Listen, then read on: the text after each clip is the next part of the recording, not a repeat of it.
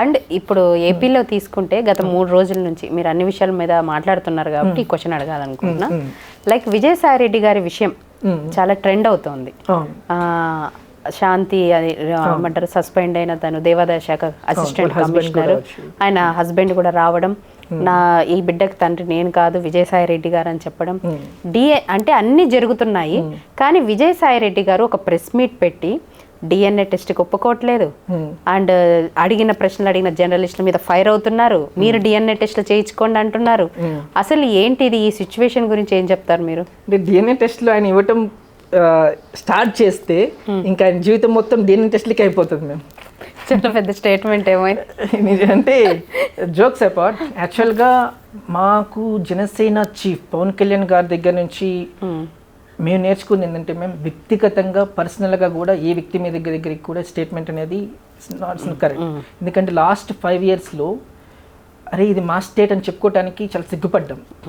ఎందుకంటే ఒక IT minister అయ్యండి ప్రాజెక్ట్స్ గురించి మాట్లాడకుండా ఇంకేదో పదజాలం యూజ్ చేయటం, ఇంకొక మినిస్ట్రీ అంటే మనం నోరు మంచిదైతే ఊరు మంచిది అవుతుంటాం, మనం మాట్లాడే భాషను బట్టే మనకు పర్సనాలిటీ ఉంటుంది. సో అట్లాంటివి తీసుకుని చాలామంది వ్యక్తిగత విమర్శలు తీసుకొని వచ్చి, అదే పవన్ కళ్యాణ్ గారు కాకుండా ఆ ప్లేస్లో ఇంకెవరైనా ఉండుంటే ఇంకోలా ఉండేదేమో. బట్ ఆ దేవుడిచ్చిన వరం, దేవుడు పంపించిన ఒక సోల్ కాబట్టి అవన్నీ వెదుర్కొని వారాహి అమ్మవారి యొక్క దీవెనలతో మళ్ళీ ఆయన కంబ్యాక్ అయ్యి ఎప్పుడు కూడా కక్ష పుడుతుంది, అదేమంటే రివెంజ్ పాలిటిక్స్ అనేది ఇంత రవ్వంతా కూడా తావివ్వలేదు. నిన్న చెప్పిన మీటింగ్లో కూడా అదే చెప్పారు, చాలా క్లియర్గా చెప్పారు. మనకి ఏ పార్టీ ఉన్నా అది యొక్క మనకి శత్రువు కాదు, మన యొక్క ప్రత్యర్థి మాత్రమే. ఎటువంటి పర్సనల్ వ్యక్తిగత విమర్శలకి ఎట్టి ఏ పరిస్థితుల్లో కూడా దిగద్దు. వాళ్ళు చేసిన తప్పు మనం చేయొద్దు, అది మన లాయల్టీ, మన డిగ్నిటీ. అది ఇప్పుడు మన 3 పెళ్ళిళ్ళు వాళ్ళ గురించి మాట్లాడారని చెప్పేసి మనం ఇప్పుడు విజయసాయి రెడ్డి అవకాశం ఉంది, గట్టిగా మాట్లాడగలము. ఇప్పుడు ఏంటి చూయించని చెప్పేసి జనరేషన్ రమ్మని చెప్పి గట్టిగా నిలదీయగలము. కానీ మా జనసేన అధినేత గారు మాకు ఇచ్చిన ఆ ఇన్స్పిరేషన్ కావచ్చు, మాకు గైడ్ చేసిన విధానం కావచ్చు మీలా కాల. ఎందుకంటే మేము ఆ రోజున పడ్డ మాటలు వాటన్నిటికీ ఈ రోజున మాకు ఒక అవకాశం దొరికింది, ఒక ఆపర్చునిటీ దొరికింది. కానీ వాటిని పట్టుకొని మేము కుల్లబడవల, వాటిని పట్టుకొని తీల. ఆయన యొక్క వయసుకి, ఆయన యొక్క విజ్ఞతకి ఇది వదిలేసి వాటి గురించి కూడా మేము వ్యక్తిగత విమర్శలకి ఎప్పుడు కూడా తావు ఇవ్వలేదు, వాటి గురించి కూడా ఎప్పుడు వాటి గురించి చేయలేదు. అదే వేరే వాళ్ళు ఎవరైనా ఉండి ఇది జరుగుంటే దీన్నే పెద్దగా ఇది చేసేవారు, చాలా ఇష్యూ చేసేవారు. ఇప్పుడు ఎందుకు వాళ్ళ ప్రభుత్వం ఉన్నప్పుడు ఇలాంటివి ఏమైనా జరిగింటే చాలాటికి నోటికి వచ్చినట్టుగా మాట్లాడేవాళ్ళు. కానీ ఇక్కడ వాళ్ళ పార్టీ వల్ల ఆయనకు సపోర్ట్ చేయట్లేదు కదా, ఎవరు బయటకు వచ్చి మాట్లాడటం లేదు. ఇది మనం కూడా మాట్లాడుకునే విషయం కాదు, మేబీ వాళ్ళ పర్సనల్ అయి ఉండొచ్చు. కానీ భర్త బయటికి వచ్చి పబ్లిక్గా మీడియా ముందుకు వచ్చి నాకు అన్యాయం జరుగుతుంది, వాళ్ళ నుంచి థ్రెట్ ఉంది, ఎప్పుడో జరిగిన విషయం కానీ నేను బయటికి రాలేకపోయాను, ఇప్పుడు మాట్లాడుతున్నా, నాకు న్యాయం జరగండి అడుగుతున్నాడు కాబట్టి మనం మాట్లాడాల్సి వస్తుంది. అంటే ఒకటి మేము అంటే ఈవెన్ పార్టీలకు అతీతంగా కూడా ఈవెన్ మనకి సుప్రీం కోర్ట్ ఆఫ్ ఇండియా దగ్గర నుంచి కూడా చాలా ఉంది ఆర్డర్స్ ఉన్నది. ఒక అబ్బాయికి అమ్మాయికి అది ఏ వయసు అయినా కావచ్చు, వాళ్ళకి ఇష్టమైతే అది వాళ్ళ పర్సనల్ థింగ్. ఇప్పుడు వాళ్ళిద్దరికి ఇష్టంగా ఉన్నారు కాబట్టి ఎవరు కూడా మనం కామెంట్ చేయడానికి లేదు.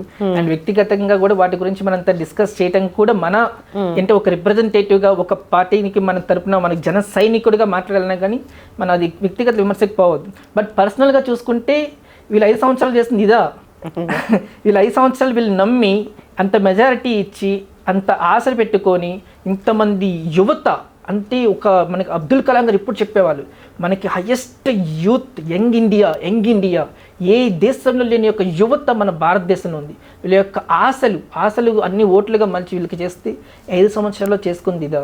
పర్సనల్ డెవలప్మెంట్ పర్సనల్ కోసం బాత్ టబ్లు కట్టుకోవటమా, లేదా 1000 రూపాయలకి నెలకి సంవత్సరానికి 1000 రూపాయలకి లీజ్ ఇచ్చి ప్రతి జిల్లాలో స్థలాలు ఆక్రమించుకోవటమా, లేదంటే ప్రతి ఒక్క వేరే వాళ్ళు ఎవడో అత్త సొమ్ము అల్లుడు దానం చేస్తున్నట్టు ఎవడో ఒక స్థలాలకి వీళ్ళ ఫోటోలు పెట్టుకోవటమా, ఇవా చేస్తుందని ఒక సిగ్గుచేటు అయితే ఖచ్చితంగా ఎప్పటికీ ఇది ఒక బ్లాక్ మార్క్ మనకి చరిత్రలో.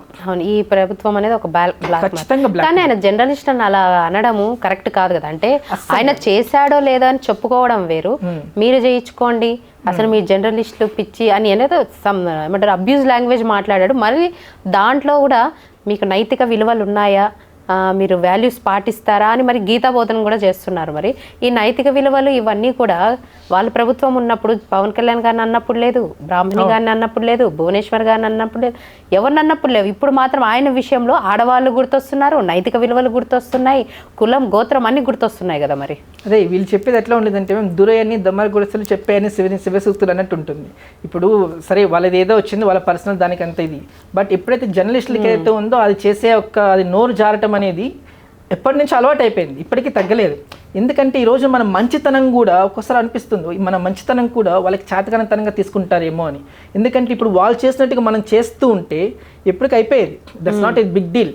ఎందుకంటే ఒక అసెంబ్లీ సాక్షిగానే చెప్పారు, అంటే మీ 17 సీట్లు కూడా లాగేసుకుంటే ప్రతిపక్ష హోదా కూడా ఉండదు. కానీ అలా చేయలేదే. ఇప్పుడు ఆ విజ్ఞతకి, ఆ లాయల్టీకి, ఆ డిగ్నిటీకి కాపాడుకున్నారు. ఇప్పుడు ప్రజలు ఏదైతే నమ్మకం పెట్టుకున్నారో వాటి మీద ఫోకస్ చేస్తారు, అభివృద్ధి మీద పాటుపడుతున్నారు, ఎంప్లాయ్మెంట్ జనరేషన్ మీద పాటుపడుతున్నారు, అండ్ క్యాపిటల్ బిల్డింగ్ మీద పాటుపడుతున్నారు. సో వీటి మీద మన యొక్క కృషి ఉంది కానీ వీటి మీద ఫోకస్ పెట్టలేదు. ఒకసారి ఒక రోజు అటు నుంచి ఇట్లా ఫోకస్ ఇటు మాట్లాడితే ఈ మాటలు కూడా ఇంకా రావు మేము, కొట్టుకొని వెళ్ళిపోతారు అంతే. ఎందుకంటే ఇప్పుడు ఇంత కష్టపెట్టి అంత ఈజీ కాదు. ఎందుకంటే ఒక స్టేట్ని బిల్డ్ చేసిన ఒక విజనరీ లీడర్ని తీసుకెళ్లి జైల్లో వేసి ఇంత కక్షపూరితంగా చేశారు అంటే ఆ రోజున పవన్ కళ్యాణ్ గారు రాకుండా ఉంటే అసలు సిచ్యువేషన్ ఏంటంటే ఊహించడానికి చాలా భయంకరంగా ఉంది. సో అట్లాంటి తీసుకుని వచ్చినా కానీ ఆ బాధలన్నింటిని దిగమింగుకొని ఉన్నారు. కానీ వాళ్ళ ఇంట్లో ఆడవాళ్ళని తిట్టినా కానీ అవన్నీ భరించారు. కానీ ఏ రోజు కూడా ఇప్పటికి కూడా కక్షపూరితంగా లేదా రివెంజ్ పాలిటిక్స్ అనేది చేయలేదు. ఈ రోజున పాలిటిక్స్ మొత్తం, ప్రపంచంలో ఉన్న పాలిటిక్స్ మొత్తం కూడా ఈ రోజున ఆంధ్రప్రదేశ్ వైపు చూస్తుంది, గర్వంగా ఇంట్రెస్టింగ్గా కళ్ళు ఇప్పుకొని చూస్తున్నాయంటే, కళ్ళు పెద్ద చేసుకొని చూస్తున్నాయంటే వాళ్ళు చేస్తున్న ప్రతి ఒక్క ఇది కూడా ప్రజలకి జనం అంతా చూస్తున్నారు. ఆ డెవలప్మెంట్ అంతా కూడా చాలా ట్రాన్స్పరెంట్గా ఉంది. ప్రతి పైసాకి కూడా దాని లైక్ అకౌంటబిలిటీ కనిపిస్తూ ఉంది. సో జనాల యొక్క సంక్షేమం, క్షేమం కోసం ప్రతి క్షణం ఆర్నిసలు కష్టపడుతూనే ఉన్నారు. సో ఇట్లాంటివన్నిటికి కూడా ఇంకా స్కోప్ లేదు. సో ఇవన్నీ చిన్నవి కూడా వచ్చినా కానీ ఇంత అంటే వాళ్ళ వయసుకే అది విజ్ఞతకు వదిలేయాలి. ఇవన్నీ ఎన్ని ఉన్నా కానీ ఒక ఫ్యామిలీ అది అంతే. ఆ రోజున నాకు మీరు చెప్పినట్టుగా సుప్రీంకోర్ట్ ఆఫ్ ఇండియాలో ఒక అబ్బాయి అమ్మాయికి ఇష్టపడితే వాళ్ళ ఇష్టం, అది ఏదైనా కావచ్చు, వాళ్ళు ఉండొచ్చు. బట్ అంత నాకు కొంచెం బాధ కలిగిస్తుంది ఏంటంటే వాళ్ళ హస్బెండ్ వచ్చి ప్రెస్ మీట్ పెట్టి అమ్మాయి గురించి అలా మాట్లాడి నేను ఎత్తుకున్న బిడ్డని ఇలా దించేసాను అన్నప్పుడు కొంచెం ఎమోషనల్గా డిఫరెంట్గా అనిపించింది. ఆయన కూడా ఏదో అడగటం ఏంటి, నువ్వు ఏదో చేయటం ఏంటి, మధ్యలో ఇది ఇంటి ఎంత ఏది ఉన్నా కానీ ఒక మొరాలిటీ ఉంటుంది, ఒక కైండ్ ఆఫ్ క్యారెక్టర్ ఉంటుంది. మనకి ఈ రోజున ఈ నిజమైన ఆర్నమెంట్ ఏదంటే ఒక క్యారెక్టర్. ఒక అమ్మాయికి నిజమైన ఆర్నమెంట్ ఏదైనా డిగ్నిటీ ఉందంటే అది క్యారెక్టర్, లాయల్టీ. సో అది మనకి కనిపించేది, అది కోల్పోయారు. ఇంకా చాలా చూస్తాం, ఇంకా అన్ని ఖచ్చితంగా చూస్తూ ఉంటాం. బట్ మనం ఎప్పుడు కూడా ఇంకా నెక్స్ట్ ఎలా చేసుకుంటే మన ఆంధ్రప్రదేశ్ స్వర్ణాంధ్రప్రదేశ్ చేసుకోవాలి, మన ఆంధ్రప్రదేశ్ను మరొక న్యూయార్క్, మరొక కైండ్ ఆఫ్ అడ్వాన్స్డ్ సిటీకి ఎలా డెవలప్ చేసుకోగలం. అంటే మనకున్న సహజ వనరులు, లాంగెస్ట్ సీ కార్డర్ ఉంది, ఏ స్టేట్కి లేదు. ఈ రోజు చూస్తే వెరీ ప్లస్ పాయింట్ ఏపీ ఖచ్చితంగా ప్రతి జిల్లాకి లాంగెస్ట్ సీ కార్డర్ ఉంది. వాటన్నిటిని యూజ్ చేసుకొని మన రెవెన్యూ ఎలా డెవలప్ చేసుకోగలం, టూరిజం ఎలా డెవలప్ చేసుకోగలం, ఐటీ కంపెనీలు ఎలా తీసుకురావచ్చు, ఇక రియల్ ఎస్టేట్ భూమిని ఎలా పెంచవచ్చు, వీటన్నిటి మీద ఫోకస్ చేశారు. ఈ రోజున చంద్రబాబు నాయుడు గారి యొక్క ఎక్స్పీరియన్స్, ఇన్ని సంవత్సరాలు ఆయన పరిపాలించిన 20 సంవత్సరాలకు పైగా ఉన్న ఎక్స్పీరియన్స్, అడ్మినిస్ట్రేటివ్ స్కిల్స్ అన్నీ కూడా ఈ రోజున ఆయన ఆ వయసులో కూడా అంత కష్టపడి చేస్తున్నారు. సో వీటన్నిటికి కూడా ఇట్లాంటివి తీసుకొచ్చి తలవంపులు తీసుకురావద్దు. ఈ రోజున ప్రౌడ్ ఆంధ్రప్రదేశ్ అమరావతి రాజధానిగా చాలా గర్వంగా ప్రతి దేశం, ప్రపంచం యొక్క నలుమూలలో వెళ్తూ ఉంది. ఇట్లాంటి చిన్నవి తీసుకొచ్చి ఆంధ్రప్రదేశ్కి తలవంపులు తీసుకురావద్దు అనేది ఒక చిన్న రిక్వెస్ట్ అనుకోవచ్చు. పవన్ కళ్యాణ్ గారు డిప్యూటీ సీఎంతో పాటు పంచాయతీరాజ్ శాఖ, అంటే గ్రామీణ అభివృద్ధి, గ్రామీణ నీటిపారుదల శాఖ, ఇలాగ అన్నీ కూడా తీసుకోవడం జరిగింది. బట్ ఇందులో నిధులు చూస్తే 7 కోట్ల వరకు మాత్రమే ఉన్నాయి. సో ఎవరు కూడా జీతాలు కూడా తీసుకోమంటున్నారు, ఆయన కూడా తీసుకోని అని చెప్పేశారు. సో ఈ నిధులతో ఎలాంటి డెవలప్మెంట్ ఉంటుంది అంటే నిధులు ఎలా పెంచుకునే ఛాన్సెస్ ఉన్నాయంటారు? అంటే కమింగ్ టు మనకి శాఖలు ఏదైతే ఉన్నాయో, రూరల్ డెవలప్మెంట్ కావచ్చు, పంచాయతీ రాజ్ కావచ్చు, ఫారెస్ట్ డిపార్ట్మెంట్ కావచ్చు, ఇవన్నీ కూడా పవన్ కళ్యాణ్ గారి, జనసేన అధినేత పవన్ కళ్యాణ్ గారికి మనసుకి చాలా దగ్గరమైన ఇది. ఇందాక మనం ఒక మాట చెప్పుకున్నాం, శతకోటి దరిద్రాలకు అనంత కోటి రూపాయలు అన్నట్టుగా. యాక్చువల్గా మేము చెప్పినట్టుగా మనకి లోటు బడ్జెట్లో ఖచ్చితంగా ఉన్నాం. ఎందుకంటే మనకి బైఫర్కేషన్ తర్వాత రావాల్సిన బెనిఫిట్స్ రాలేదు, ఇటు పక్క మనకి సరిగ్గా బైఫర్కేట్ కాలేదు. సో అది ఒక డిఫరెంట్ థింగ్. అక్కడ మనకి మేజర్గా రావాల్సినంత అక్కడే బ్లాక్ అయిపోయింది. అండ్ ఇంకొకటి ఏంటంటే మేజర్ థింగ్, పవన్ కళ్యాణ్ గారు ఖచ్చితంగా అది ఆయనకి ఏదైతే ఉందో అది బాధ్యతాయుతంగా కోసం తీసుకుంటామని చెప్పారు. అండ్ ఇప్పుడు మనకి పవన్ కళ్యాణ్ గారికి సెంట్రల్ గవర్నమెంట్తో ఉన్న రిక్వైర్మెంట్, సంబంధాలు అయితే ఉన్నాయో ఆ సత్సంబాలు ఉన్నవి. సో ఖచ్చితంగా పవన్ కళ్యాణ్ గారు ఇంతకుముందు మన సెంట్రల్ గవర్నమెంట్లో కావచ్చు, నిన్న మన ఎన్డీఏ కూటమి, మన నారా చంద్రబాబు గారు కూడా, మన అమిత్ షా గారితో నేను ఒక మీటింగ్ జరిగింది. మీటింగ్ జరిగిన తర్వాత మన రాష్ట్రానికి ఏదైతే రావాలో గత 10 సంవత్సరాల నుంచి వాటన్నిటిని కూడా ముక్కుపిండి వసూలు చేసుకొని వస్తాము. ఎన్నైతే రాగలమో, ఎన్నైతే మ్యాక్సిమం మనం తీసుకురాగలమో ఆ నిధులన్నీ కూడా మనం తీసుకురావడం ఇక్కడ జరుగుతుందని చెప్పేది అన్నారు. అండ్ ఇంకొకటి ఏంటంటే మన స్టేట్కి ఇప్పటి నుంచో బకాయిలు చాలా ఉన్నాయి. ఇంతకు ముందు ఉన్న ఏదైతే గవర్నమెంట్ ఉందో ఇలా అడిగితే మళ్ళీ ఏది మన వెనకాల కేసులు ఎక్కడ ముక్కు చుట్టుకుంటాయి, ఎక్కడ చుట్టుకుంటాయి అని చెప్పేసి అది తీసుకురావడం వైఫల్యం చెందారు. వాటన్నిటిని కూడా ప్రతి పైసాతో సహా మనకి అన్ని కూడా సెంట్రల్ గవర్నమెంట్ నుంచి వస్తూ ఉన్నవి. సో వాటన్నిటిని కూడా చాలా విత్ ఇన్ ట్రాన్స్పరెంట్గా ప్రతి పైసాకి కూడా అకౌంటబిలిటీ చూపిస్తూ చేస్తూ ఉన్నారు. అండ్ డెవలప్మెంట్ అనేది కూడా వస్తూ ఉంది. సో ఇప్పుడు మన రెవెన్యూ ఒక పక్క రెవెన్యూ జనరేట్ చేసుకుంటూనే ఇంకో పక్క రూరల్ డెవలప్మెంట్ని మనకు ఫోకస్ చేస్తూ ఉన్నాం. అట్ ద సేమ్ టైం మనకి ఎన్ఐఆర్డీ నుంచి కూడా నేను ఒక ప్రొఫెసర్ చాలా మంది చెప్పాను, నేషనల్ ఇన్స్టిట్యూట్ రూరల్ డెవలప్మెంట్ నుంచి కూడా అన్నారు. సో మనకి it's a longest see corridor ఉన్నది. అండ్ ఈ ప్రతి ఒక్క మనకి ఫారెస్ట్ అనేది ఒక ఎర్రచందనం అనేది ఏ స్టేట్లో లేని ఒక ఎర్రచందనం మన దగ్గర ఉన్నది. సో ఇక్కడ ఉన్నదంతా కూడా మనకి దేశాలు దాటిపోతుంది.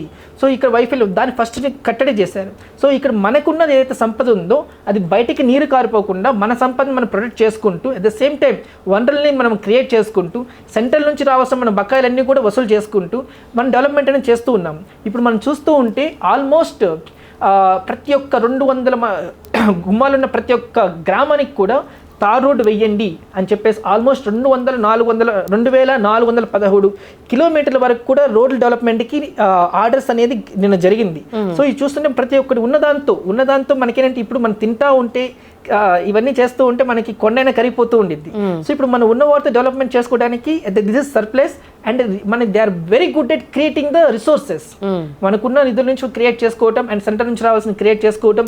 ద సేమ్ టైం మనకి డిఫరెంట్ సోర్సెస్ నుంచి కూడా మన డెవలప్మెంట్ కాబోతుంది అండ్ క్యాపబిలిటీస్ వస్తున్నాయి, మనకి ఇన్వెస్ట్మెంట్స్ వస్తున్నాయి. వాటిని వీటికి మలుచుకుంటూ ప్రతి ఒక్క కార్నర్ ఆఫ్ ద స్టేట్ని డెవలప్ చేసుకోవడానికి they are clearly clean and the vision behind that plan is very it's like in very executive చేయడం they are very good extraordinary plans ఉన్నది. సో ఐ హోప్ మనకి ఏదైతే ఈ శాపాలు ఉన్నాయో ఆ శాపాలన్నింటినీ కూడా వరంగా మార్చుకుంటూ మనకున్న రిసోర్స్ని క్రియేట్ చేసుకుంటూ కాపాడుకుంటూ మనకి ఇచ్చిన ఏదైతే శాఖలన్నింటిలో కూడా 100% జస్టిఫికేషన్ చేస్తారని నాకు 100% నమ్మకం ఉంది.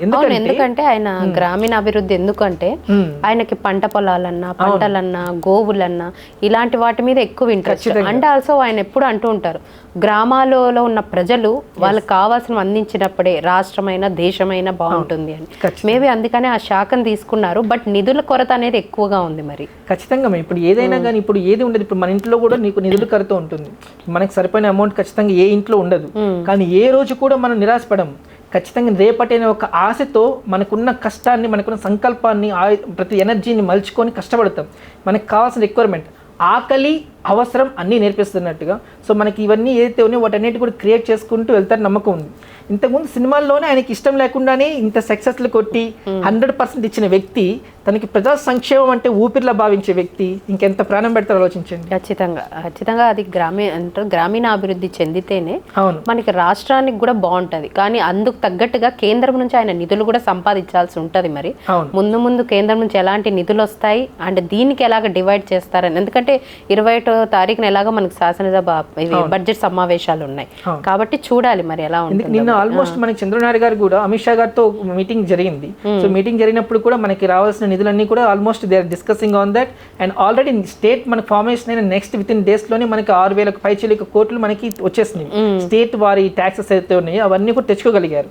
సో మనకు కనపడుతుంది అంటే మొహమాట పడకుండా మన యొక్క డిపెండెన్సీని వాళ్ళకి చూపిస్తూ మన యొక్క రిక్వైర్మెంట్స్ కోసం మనకి యాజ్ పర్ ద లా రావాల్సినన్ని కూడా మనం తెచ్చుకుంటాం. మన రైట్స్ అన్ని కూడా మనం తెచ్చుకోవాలి. అండ్ పవన్ కళ్యాణ్ గారు is not a ordinary man, is extraordinary. And దేశంలో తన యొక్క ఒక ప్రత్యేకమైన ప్లేస్ ఉన్న వ్యక్తి. అండ్ నరేంద్ర మోడీ గారికి చాలా ఇద్దరి మధ్య బాండింగ్ చాలా ఉన్న వ్యక్తి. అండ్ ఖచ్చితంగా అడిగి తెచ్చుకుంటారంటూ ఇదే లేదు. Okay, great. Thank you Madhav గారు. చాలా clear and confident and very ట్రాన్స్పరెంట్గా మాట్లాడారు. మీరు కూడా యాజ్ జన సైనికులుగా ప్రూవ్ చేసుకున్నారేమో.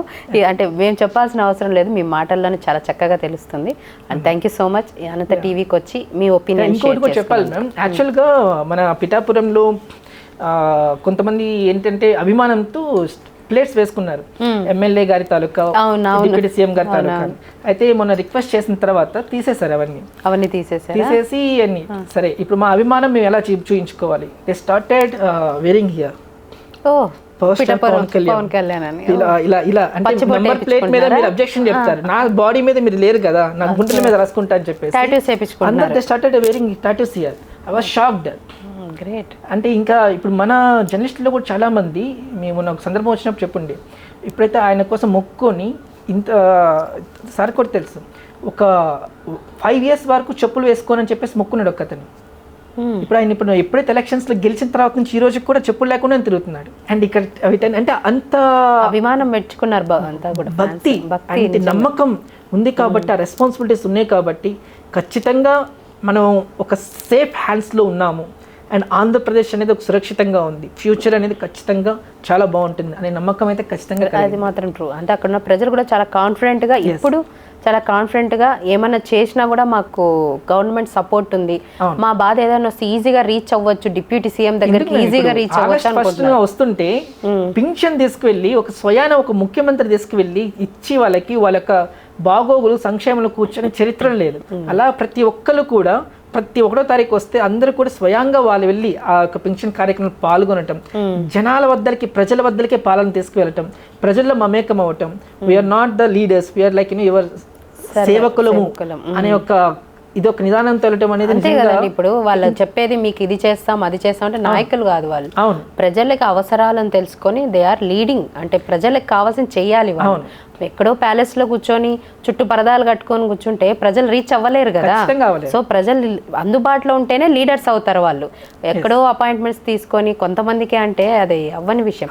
అదే చెప్తున్నా, ఇప్పుడు ప్రజలకు ఎందుకు కాన్ఫిడెంట్ వచ్చిందంటే ఏదైనా సమస్య వస్తే మేము వెళ్ళి చెప్పుకోవడానికి ఒక లీడర్ ఉన్నాడు, చెప్పుకోవచ్చు, ఏదైనా కూడా ఈజీగా అప్రోచ్ చేయొచ్చు, సామాన్యులు కూడా ఈజీగా రీచ్ అవ్వచ్చు అన్న ధైర్యం వాళ్ళలో వచ్చేసింది, ధైర్యం వచ్చింది. అండ్ ఇప్పుడు యువత కూడా రాజకీయాల వైపు ఇష్టంగా ఉన్నారు. అవును, ఇంతకు ముందు ఏమనుకునే వాళ్ళు కోట్లు ఖర్చు పెట్టాలి, అది మనకి కానిది, అందరినీ ద్రాక్ష పండు అనేవాళ్ళు. ఇప్పుడు రాజకీయాలు పవన్ కళ్యాణ్ గారు వచ్చిన తర్వాత జీరో పాలిటిక్స్ అనే ఒక నినాదం తీసుకొచ్చిన తర్వాత ఇప్పుడు ఆయన డబ్బులు తీసుకోలేదు, డబ్బులు పంచలేదు కాబట్టి ప్రజల కోసం కష్టపడుతున్నారు. అదే డబ్బులు తీసుకుంటే ఇంత అభివృద్ధి లాస్ట్ టైం లాగా అయిపోయింది. సో అలాగే ఇప్పుడు యువత కూడా వస్తున్నారు. అంటే మనకి పేరు వీరు తెలియని వాళ్ళు, ప్రజలకి కోసం పాటుపడాలనే సంకల్పం ఉన్న వాళ్ళు, యువత కూడా మేము కష్టపడతాం, మేము రాజకీయాల్లో ఉంటాం, పవన్ కళ్యాణ్ గారి కోసం పనిచేయడం కోసం మేము రెడీ అని చాలా మంది యువత చిన్నగా పాలిటిక్స్ వైపు మక్కువ చూస్తూ ఉన్నారు. గుడ్ టర్న్, యూత్ రావాలి రాజకీయాల్లో, ఖచ్చితంగా రావాలి. రాష్ట్రం అభివృద్ధి చెందితేనే దేశం కూడా అభివృద్ధి చెందుతుంది. కాబట్టి యువత కూడా ముందుకు రావాలి, అందరు సపోర్ట్ చేయాలి. అప్పుడే మన ఆంధ్ర రాష్ట్రం కూడా చక్కగా అభివృద్ధి చెంది మనకు కూడా ఒక రాజధాని వస్తుంది, అందరం కూడా అప్పుడు సెలబ్రేట్ చేసుకోవచ్చు అని అనుకుంటున్నాను. Thank you so much Madhav for coming the Anantha TV. Thank you so much. Thanks for having me here ma'am. It was a nice opportunity. ఎందుకంటే ఒక 1 year అనాలిసిస్ చేయడం అనేది ఇట్ వాస్ ఎ గ్రేట్ హానర్లా ఫీల్ అవుతున్నాను. And next every 1 year 1 monthకి will try to review the development and ఏదైతే ఉన్నాయో ప్రజల నుంచి కూడా will try to take the inputs from them. Sure. Thank you so much. చూశారు కదా మాధవ్ గారితో స్పెషల్ ఇంటర్వ్యూ. మరో ఇంటర్వ్యూతో మరీ కలుసుకుందాం. Stay tune to Anantha TV.